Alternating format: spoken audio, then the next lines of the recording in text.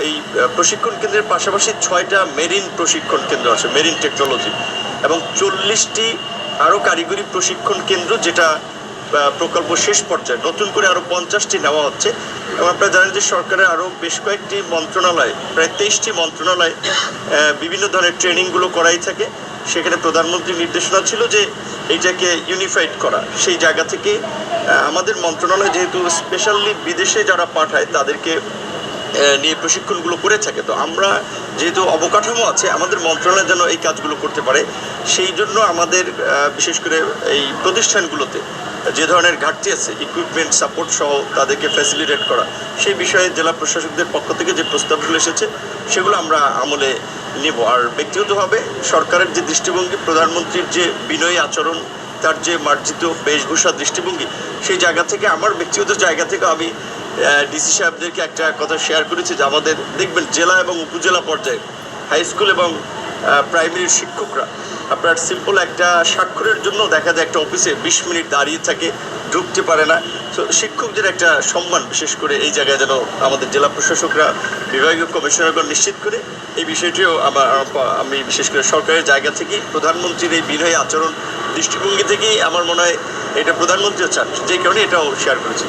এটা লিখিত একটা প্রস্তাব ছিল গত জেলা প্রশাসক সম্মেলনে, যে আমাদের যে সার্ভিসগুলো, যেমন প্রবাসী কল্যাণ মন্ত্রণালয়ের অধীনে যে প্রবাসী কল্যাণ ব্যাংক লোন দিয়ে থাকে, জেলা পর্যায়ে জনশক্তি অফিস রয়েছে, প্রবাসী কল্যাণ সেন্টার রয়েছে, সেখানে এই সেবাগুলো যেন একসাথে নিয়ে আসা হয়। এবং বিশেষ করে প্রবাসীরা যেই কমন অভিযোগগুলো আমরা সবসময় পেয়ে থাকি, এই পাসপোর্ট করা থেকে শুরু থেকে এয়ারপোর্টে যাওয়ার সময় নানান ধরনের একটা হয়রানির শিকার হয় নিজ দেশে, এমনকি দেশে আসার পথেও এয়ারপোর্টেও দেখা যায় তারা একটা অসম্মানজনক ব্যবহার পায়, এটা তাদের একটা অভিযোগ।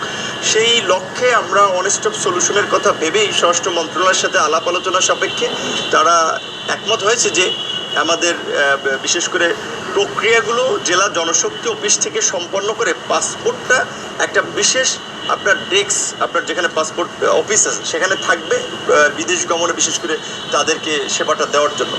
পাশাপাশি আপনার আরেকটা বিশেষ করে যেটা আমাদের জায়গা থেকে আমরা বলেছি যে বিশেষ করে আমাদের এই যে প্রবাসী কল্যাণ ব্যাংক থেকে যে লোন দেওয়া হয়, এই লোনটা নিয়ে অনেকে একটা বিভ্রান্তির মধ্যে পড়তে পারে যে বোধহয় সকল ছাত্রদেরকে 10 লাখ টাকা পর্যন্ত বিদেশে লোন দেওয়া হচ্ছে। এটা কিন্তু প্রাথমিক পর্যায়ে 3টা দেশের আপনার জাপান, কোরিয়া, চায়নায় ভাষা ল্যাঙ্গুয়েজ কোর্সে যারা শিক্ষার্থী যাচ্ছে তাদেরকে কিন্তু দেওয়া হচ্ছে।